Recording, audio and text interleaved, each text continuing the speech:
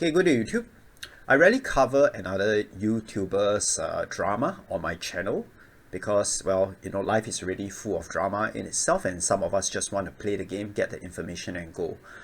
But this particular piece of news does resonate with me, and I just want to spend some time, few quick moments to talk about it, so bear with me and stick around. Okay, so recently in the last week, a OG YouTuber for ESO has announced his departure. As you watch this video, we are dismantling the ESOU Discord server. Many of the ESOU projects and websites, like the ESOU podcast, will be terminated. His name is Nefas. You may or may not have heard of him. He's the person who runs ESO University. Just a quick caveat, I'm not the biggest fan of his channel, primarily because I PvP more than I PvE, and he covers PvE content. But once in a while, when I do need information, a quick fix, or an answer to certain mechanics in dungeons and raids, I do find myself going to his channel for answers. And so I do know him. I have followed him for a couple of years, pre-COVID till now, and he is very involved in the game. So I do have some mixed emotions about his announcement and the reasons as to why he's quitting ESO. I will leave the link of his video in the description below, and if you have the free time and you are interested, you can go and check it out. It is quite informative, and he tells his side of the story about his relationship with the game and his relationship with Zos. And if you are up for the grapevine, you will find some interesting information with regards to the inner workings of Zenimax. So let me just go down some of the comments and give some feedback on how the community feels, right? I'm sure we share one or two complaints about the game, but to be honest, I don't really base my enjoyment of the game on personalities within the game's community. I'll just keep on playing as long as I find it fun. As I scroll down, I do find a great number of Redditors who share this particular sentiment. They don't really care, or they don't even know who Nefas is. I think these are the more contemporary players who have joined the game and the community in the last few years or so.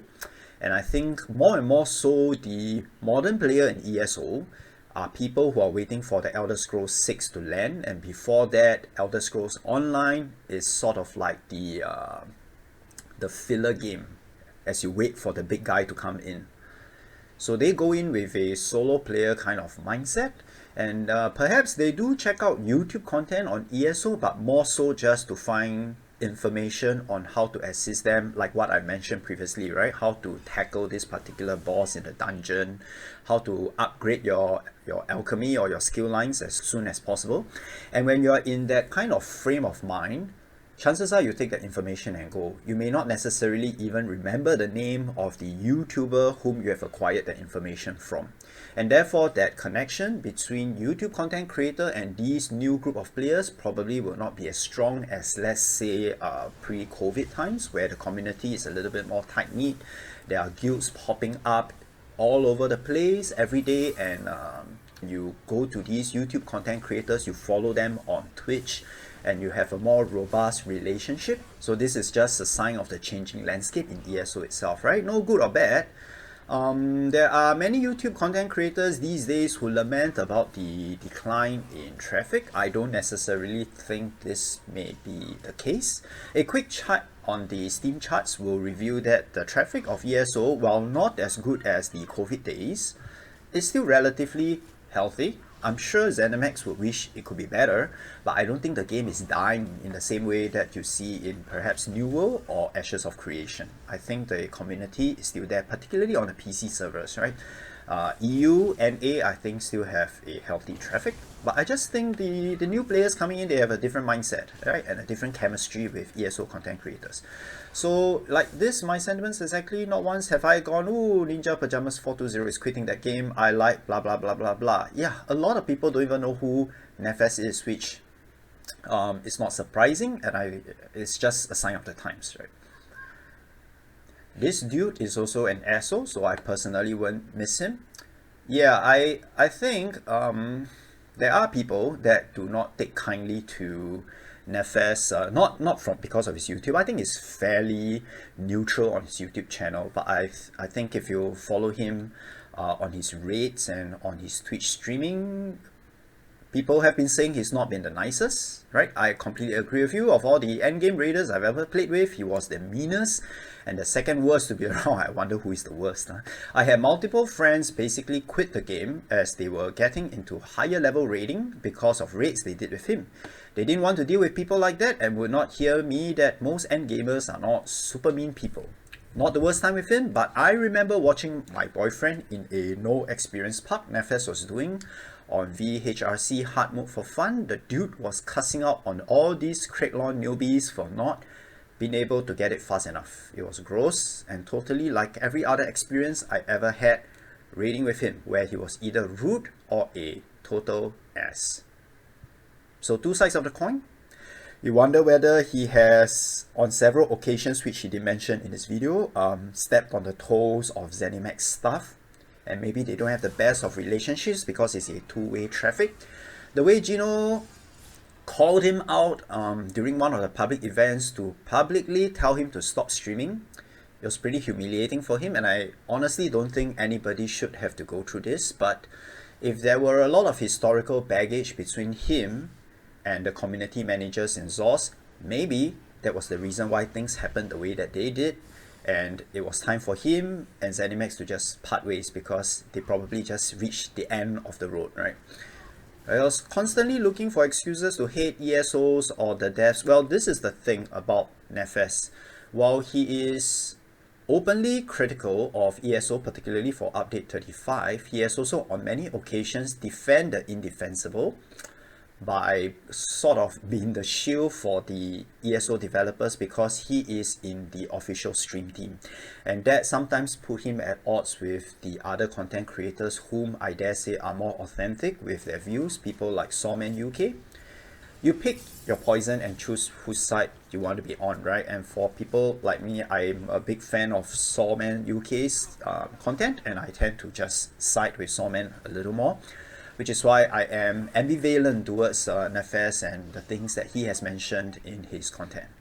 Interesting how he goes into what happened behind the scenes, but if I'm 100% honest, I couldn't name any content creators outside of maybe two who were around since ESO release.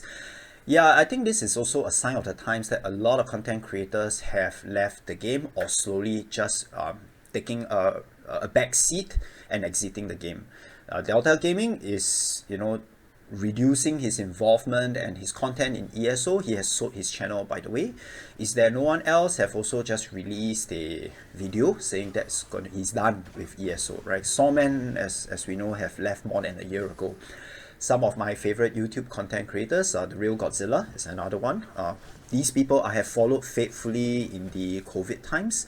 One by one, they have left the game for one reason or another, usually just centering around fatigue and disappointment with the lack of innovation and new inspiring content from Zenimax.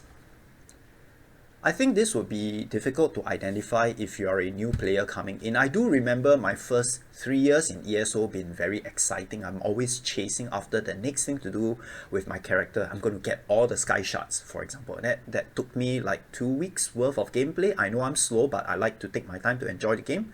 And the other one, the Mage Guild, right? Running around and hunting for books, and that was very recreational and very, it gives me a reason to log in every day.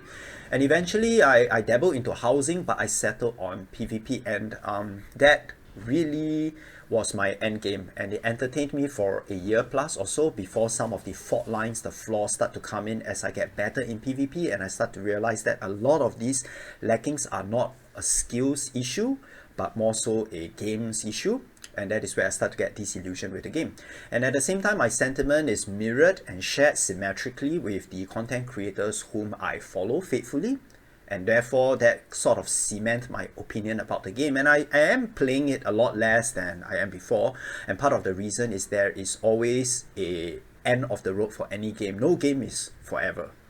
You reach a saturation point, you just play less of it. And sometimes you do go back to it once in a while to recapture the glory days, the 光辉岁月, and now with the latest announcement from ZOS that they are changing and stepping away from a major content every half a year, some of these changes, they do affect my mindset, and I am of the opinion that the game is probably slowing down, and so will my involvement, right? So maybe you can leave some comments in the section below.